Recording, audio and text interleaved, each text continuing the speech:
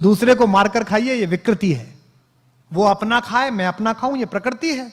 लेकिन वो खा सके इसकी चिंता करके मैं खाऊं, ये संस्कृति है। और इसी बात का बड़ा आदमी कौन है? उसके घर कोई आता ही नहीं है। सुबह बाई घंटी बजाती है, शाम को दूध वाला, बीच में कोई आता ही नहीं है। मेरे पिताजी मेरे घर आते हैं तो वो लोगों से कहते हैं, बड़े खुश होते हैं, कहते हैं यार ये आदमी ठीक है, इसके यहाँ 10 आदमी चाय पीते हैं, 20 आदमी खाना खाते हैं, 5 आदमी सोते रहते हैं, ये ठीक है। मैं जोशी जी से असहमत हूं जो कह रहे हैं कि पहले शिक्षा लाइए।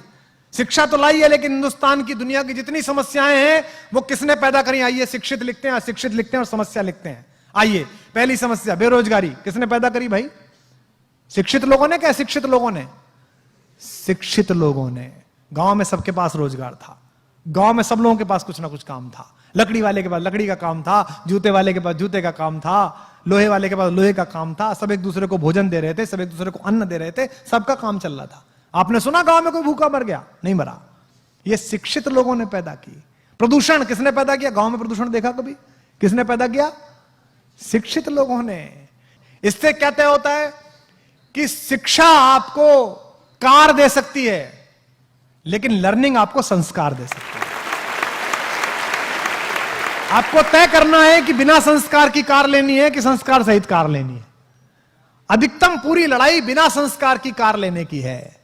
यही कारण है कि हमने इस जीवन को कष्ट का साधन बना दिया है। दूध में यूरिया मिलाया जा रहा है। जो यूरिया मिला रहा है उसको शर्म लिहाज नहीं है कि किसी की किडनी में जाएगा तो किसी का पति, किसी का बेटा, किसी का सुहाग, किसी की राखी सुनी हो जाएगी। उसके खुद के घर में भी बेटी है, उसके खुद के घर में भी पुत्र है। वो सोच के देखे कि मेरे पुत्र को अगर ये यूरिया किडनी फेल कर दे और मेरा बेटा मर जाए तो कैसा लगे। नहीं, वो सोच ही नहीं रहा। उसको लगता है 1000 रुपए फालतू मिलने, थोड़ा सा यूरिया मिला दो। सब्जी वाला यही कर रहा है आपके साथ, अफसर आपके साथ यही कर रहा है, सरकारें आपके साथ यही कर रही हैं, नेता आपके साथ यही कर रहे हैं, क्योंकि हमने इस पूरे प्रोसेस को लर्निंग का बनाया ही नहीं है। हमने इस पूरे प्रोसेस को शिक्षा का बनाया है। और मैं आपसे निवेदन करता हूं कि शिक्षित हो जाइए, पढ़िए, खूब पढ़िए, रिसर्च करिए, इंजीनियर बन जाइए, डॉक्टर बन जाइए, आईएएस बनिए, पीसीएस बनिए, लेकिन लर्निंग सीखिए। कोई नासा नहीं गए थे वो गांव के लोग जो गौरैया को धूल में लेटते हुए बता देते थे कि आज पछुआ के साथ बादल आएंगे। उसने अनुभव से ये जाना था। तो इसका मतलब कुछ ज्ञान ऐसे हैं जो अनुभव से ही आते हैं।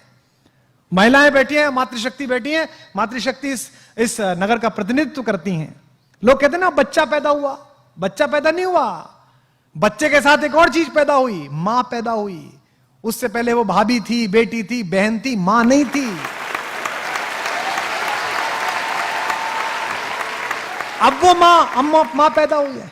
मेरी पत्नी मेरी बेटी को डांटते हुए अक्सर कहती है, तू बनेगी ना मां तब पूछूंगी तुझसे। उसको लगता है खराब बात है। अरे ये सही बात है, क्योंकि उससे पहले वो सिर्फ बेटी थी, सिर्फ वो पत्नी थी, सिर्फ वो बहन थी। जिस बार पहली बार उस शिशु ने आकर किलकारी भरी, उस दिन मां को पता चला कि मैं मां हूं, मेरा बोध क्या है, मुझे जगना इसके अनुसार है, मुझे सोना इसके अनुसार है, मुझे इसका सब काम करना है। उस दिन से उसका बोध पैदा हुआ। तो जैसे आप ज्ञान के साथ यात्रा करते हैं, आपके मन में नई जिज्ञासा पैदा होती है, तो यकीन मानिए आप भी पैदा होते हैं, साथ साथ आप भी नए तरीके से पैदा होते हैं। जब आप कोई चीज पढ़ते हैं और आपको एकदम चेतना आती है कि यार क्या अद्भुत बात पढ़ी, तो ये मानिए कि थोड़ा सा जन्म आपका हुआ है। अब आपको तय करना है कि आपको अधूरा पैदा होना है कि पूरा पैदा होना है। आपको विकल दिव्य अंगों के साथ पैदा होना है कि संपूर्ण सुशोभित शरीर के साथ पैदा होना है। इसलिए पढ़िएगा तो ये सोच के मत पढ़िएगा कि ये पास करना है, ये सोच के पढ़िएगा कि मुझे ये जानना है, ये मेरी इच्छा है, ये मैं जानना चाहता हूं। अधिकांशतः हम जो पढ़ रहे हैं, हम ये पढ़ रहे हैं कि ये इतना है, इसको ऐसे करने से ऐसे हो जाएगा। इससे जीवन आगे नहीं जाएगा। गांव में मैं गया तो वो एक गांव के प्राइमरी स्कूल की पहली दूसरी क्लास की अंग्रेजी की किताब देखी, आपने भी देखी होगी। उसमें लिखा हुआ था जी फॉर जेंटलमैन। तो सामने कुछ चीजें बनी रहती है ना, अम्ब्रेला बना हुआ है ना, बना रहता है सब। बी फॉर बैलून, तो बैलून बना हुआ है। तो जी फॉर गर्ल एंड जेंटलमैन, तो एक लड़की बनी हुई और जेंटलमैन के नाम पर सूट पहने हुए एक आदमी बैठा हुआ, मतलब खड़ा हुआ, यानी कि जेंटलमैन है। जिसने सूट पहना वो जेंटलमैन है। तो गांव के उस बच्चे को यह लगता होगा कि ये जो धोती कुर्ते में मेरा बाप है,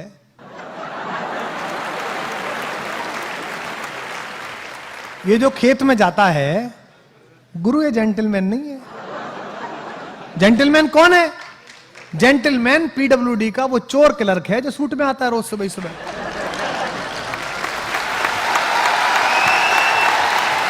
यही तो हुआ। तो जेंटलमैन की परिभाषा क्या बनाई आपने? वस्त्र से बना दिया आपने। बच्चे के दिमाग में आरोपित कर दिया भाव कि जेंटलमैन होना मतलब कपड़े ऐसे पहनना। हमारी भी ब्रांड के टीम लोग कहते हैं कि ये क्या पहन लेते हो आप? आज ही कह रहा था ये क्या पहन लिया। मैंने कहा मेरी कमीज सुनेंगे कि मुझे सुनेंगे? भाई विवेकानंद से क्या कहा था शिकागो परिषद में? जब तीसरे दिन उनको समय मिला तो उसने कहा कि एक तो आपके कपड़े ठीक नहीं है, ये एक वक्ता के योग्य विद्वान के कपड़े नहीं है। तो विवेकानंद ने कहा कि देवी जी मुझे क्षमा करें, मैं उस देश से आया हूं जहां मनुष्य चरित्र से बड़ा बनता है, कपड़ों से बड़ा नहीं बनता है। आपकी साधना कितनी है इससे बड़ा बनता है। क्योंकि हमारे तो सबसे बड़े साधक के पास कपड़े ही नहीं है। हमारा जो सबसे बड़ा तपस्वी है, जिसने इस लोक मंगल के लिए पूरी पृथ्वी का जहर अपने कंठ में धारण किया है, वो तो बिना वस्त्र के बैठ जाता है। एक मृगछाला लपेटी और बैठ गए अपना हिमालय पे, कैलाश पे, डमरू हाथ में ले लिया। उनसे तो किसी ने नहीं कहा कि आपने कपड़े क्यों नहीं पहने साहब, आप ऐसे क्यों दिख रहे। और वो लोक मंगल का समन्वय का सबसे बड़ा प्रतीक है हमारी पृथ्वी पर, हम सब आस्तिक लोगों के लिए। तो आपके चारों तरफ जो कुछ साधारण है उसी में असाधारण है। इसलिए जितने लोग यहां पर हैं, अगर परंपराओं से आपको कहानियां प्राप्त हुई हैं, पुराने लोग बैठे हैं, याद करिए कि बचपन में क्या कहानी थी। बचपन में कहानी थी कि आचार्य धौम्य ने अपने शिष्य आरुणि से कहा कि भाई मेरे खेत में पानी लगेगा, तुम वहां चले जाओ बेटा। तो वो चला गया, वहां मैंड गिर गई पानी को रोकने वाली, तो उसने अपना शरीर अड़ा लिया। बचपन में क्या कहानी थी? ये हो गया, तो उसके बाद ये तपस्या कर, ये फायदा हो गया। अब आपको कहानी क्या मिली? छोटे बच्चों को जादुई शक्ति मिली, तो झाड़ू नीचे लगाई उसने, हैरी पॉटर ने, और वो खुद ही जेट का जहाज बन के उड़ गया भाई। तो पूरा काम किस पर है कि जादुई शक्ति मिल जाए, कुछ जादू हो जाए, क्योंकि बाजार आपको ऐसा बना रहा है। इस परिसर में बैठे हुए बच्चों, अपनी आर्थिक स्थिति पर बिल्कुल परेशान मत होना। अर्थ तय नहीं करता कि आपके जीवन का अर्थ क्या होगा, अर्थ से तय नहीं होगा, यह बाजार तय करा रहा है। विज्ञापन आ रहा है, पत्नी से करें प्यार तो डायमंड से कैसे इंकार। अच्छा, मतलब जो डायमंड लाके नहीं दे रहा वो प्यार नहीं कर रहा। और कईयों ने तो वो नीरव मोदी वाले दे दिए, बोले जी फर्जी निकल गया डायमंड। मैंने कहा प्यार भी तो फर्जी था तेरा, डायमंड भी फर्जी निकल गया। यानी कि बाजार ने ये काम करा दिया तो अच्छा हो गया, और नहीं करा दिया तो उसकी इच्छा अधूरी रह गई। ये किसने किया है? ये उन्होंने किया है जिनको अपना कूड़ा हिंदुस्तान की 135 करोड़ जनता के सिर पे लादना है। ये उनका किया हुआ काम है, इसका कोई मतलब हमारे आंतरिक सुख से नहीं है। मैं गांव गया जी अभी 1-1.5 साल पहले, वो एक चैनल ने मेरे ऊपर डॉक्यूमेंट्री की, वो प्रोग्राम बनाते थे व्यक्ति विशेष। तो मुझसे बोले जी आपका गांव जरा, आप वहां चलेंगे, थोड़ा गली में घूमेंगे, तो हम पीछे कैमरा लेके चले जाएंगे। मैंने कहा भाई चलो, तो मैं चला गया। तो वहां खेत की तरफ गए तो 2-4 बालक भैंस की पीठ पे बैठ के घूम रहे। तो वो लड़की जो चैनल वाली, वो कह रही थी ओ माय गॉड सर, क्या पुअर, देखिए कितने पुअर हैं, और कैसा, मतलब देखिए कैसा लग रहा है इन्हें। मैंने कहा तेरी मर्सिडीज से ज्यादा खुश है वो। हाँ, पूछ के देख उसके अंदर कितना कितना अंदर से आनंद बह रहा है। उसने इस भैंसे की जो मचक है ना, उसके हिसाब से अपना शरीर ढाल लिया कि यूं मुड़ेगा और यूं मुड़ेगा।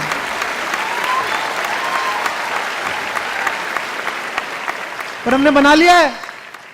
अंग्रेजी नहीं आती तो हमें, अरे क्यों, मुझे क्यों आएगी भाई। हिंदी खराब बोलते समय कभी गिलानी हुई, कभी शर्म लिहाज आई कि हिंदी खराब बोल रहा हूं? फिर अंग्रेजी खराब बोलते हुए गिलानी क्यों है? अरे मेरी भाषा नहीं है, मैं सीख रहा हूं, खराब ही बोलूंगा यार। तो अच्छी आ जाएगी तो बोल लूंगा, ना आएगी तो कौन सा प्रॉब्लम पड़ रही है भाई, ना आएगी तो क्या हो जाएगा। लेकिन ऐसा बना लिया है कि अंग्रेजी, जब तक आप अंग्रेजी जरूर सीखिए, बोल लीजिए। मेरे पास भी ग्रेजुएशन में थी, गोल्ड मेडल मिला मुझे, यूनिवर्सिटी टॉप की मैंने। मुझे भी अंग्रेजी बहुत पसंद है, शुरुआत की कविता अंग्रेजी में लिखी। पर आप देखो कि देसी के अंदर इतना अधिक कमतरी का भाव भर गया है, इतना अधिक इन्फीरिटी कॉम्प्लेक्स है। निज भाषा उन्नति है, सब उन्नति को मूल। आपको हिंदी बोलने में शर्म आती है, आपको बुंदेली बोलने में शर्म आती है, आपको इस महाकौशल की भाषा बोलने में शर्म आती है। और कितनी मधुर भाषा है, कितनी मीठी भाषा है इस पूरे क्षेत्र की। आप फोन करिए महापौर जी के घर पे, के हैं क्या मैडम? अब भाई तो इतनी हती है भाई, चली गई बाजार में।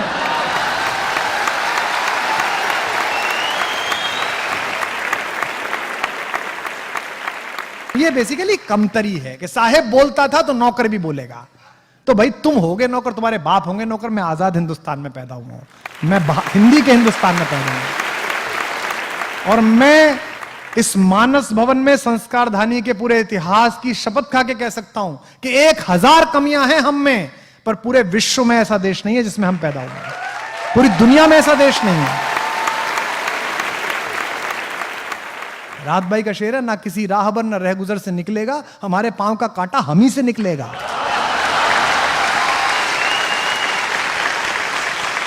हम अपना काम कर लें। हिंदुस्तान कोई लाल किले का नाम नहीं है, हिंदुस्तान किसी पार्लियामेंट की बिल्डिंग का नाम नहीं है। 1/125 करोड़ हिंदुस्तान मैं हूं, 1/125 करोड़ हिंदुस्तान आप हैं। मैं अच्छा कवि बन जाऊं, आप अच्छे विद्यार्थी बन जाएं, हमारे हिस्से का हिंदुस्तान निर्माण प्रारंभ हो गया, भारत का निर्माण शुरू हो गया, हमने बना लिया अपना हिंदुस्तान।